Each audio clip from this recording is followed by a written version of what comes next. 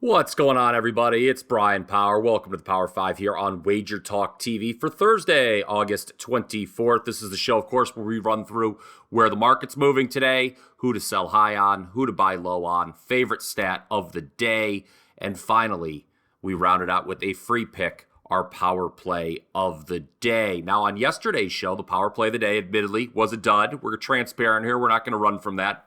However, the market move, sell high, and buy low calls were all spot on. On today's edition of the Power 5, I'm wrestling with whether or not to sell high on a favorite, but I definitely know I want to buy low on a certain road underdog. Stay tuned for that.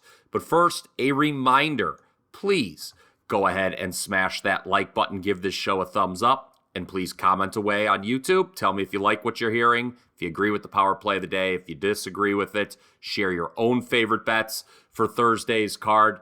Continue to keep this thing interactive, and of course, make sure you're subscribed to the Wager Talk YouTube channel. Easy for me to say. Ton of great sports betting content each and every single day. Okay. For how the market is moving, we're going to change it up a bit on Thursday and talk a little NFL. The preseason, week 3, kicks off with a pair of games, and per the wagertalk.com odds screen, bettors are liking the two favorites tonight. Pittsburgh's gone from -2.5 to -4.5 at Atlanta, while Indianapolis has moved from -3 to -4.5 at Philadelphia. The Steelers have started the preseason with a pair of double-digit wins, including 27-15 over Buffalo last week when a lot of people were counting them out.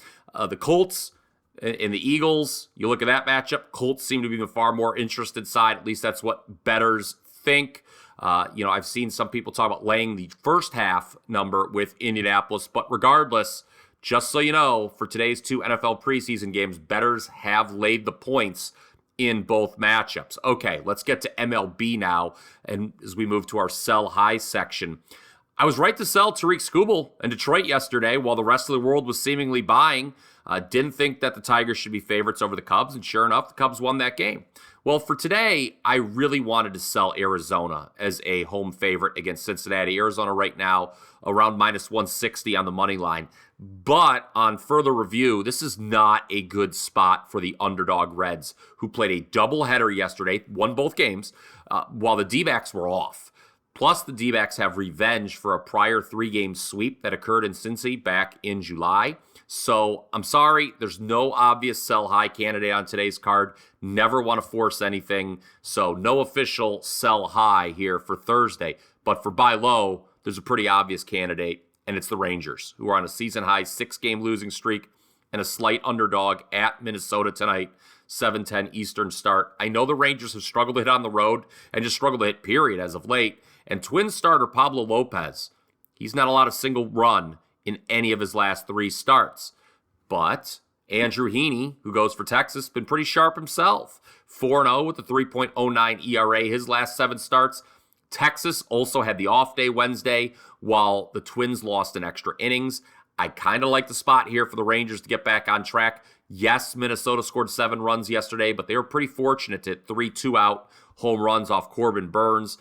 This is kind of similar to yesterday's Cubs-Tigers matchup that I talked about here on the show. Yes, the pitcher's red hot for the home team, but I still think overall the road team is better, and I think Texas is probably going to snap its season-long losing streak tonight in the Twin Cities. Okay, stat of the day. If you're a Colorado Rockies fan, you may want to turn away here. Each of the last 3 days, the Rockies have been leading going into the 8th inning. They've lost all 3 games, including 6-5 at Tampa last night. The previous 2 games before that saw the Rockies become the first team, and here's your stat of the day, since 1893 to lose back-to-back games in which it led in the 8th inning or later, while allowing 7 or more runs in the 8th inning or later. The Rocks are big underdogs early this afternoon in Tampa. Guess you can always grab the half run in the first 5, I suppose.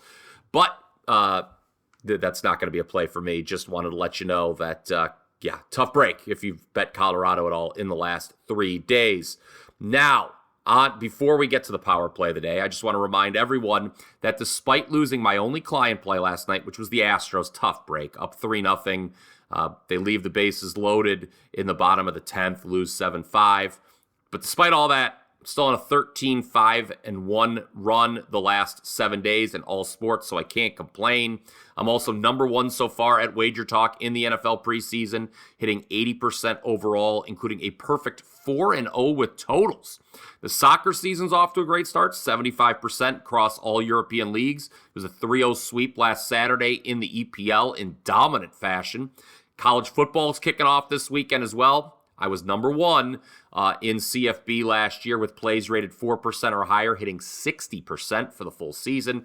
Oh, by the way, I'm also number one at Wager Talk going back to bowl season with all 5% plays, not just college football, all 5% plays across all sports. I bring all that stuff up because through Sunday, you can save 50% off any package over $15 by using the coupon code BIRTHDAY9. That's birthday followed by the number 9. Because Wager Talk is celebrating its 9th birthday this week. All right, on to the power play of the day.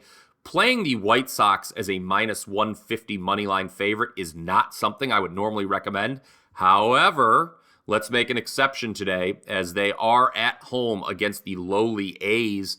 Changes in the front office and a win yesterday should create some temporary positive momentum on the south side, and it never hurts fading the A's, let's be honest here. Ken Woldichuk is getting the start for Oakland. He's got a 7.20 ERA and 1.77 whip on the road this season.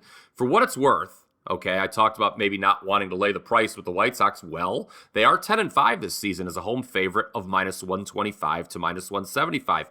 Jesse Scholtens gets the start. And he had turned in 3 straight quality starts before he had to pitch at Coors Field last weekend. So I'm buying on the White Sox tonight, even in the rare favorite role. They are the play, the power play of the day on a small Thursday card. And that does it for the Power 5 for Thursday, August 24th. Let's all go cash some tickets.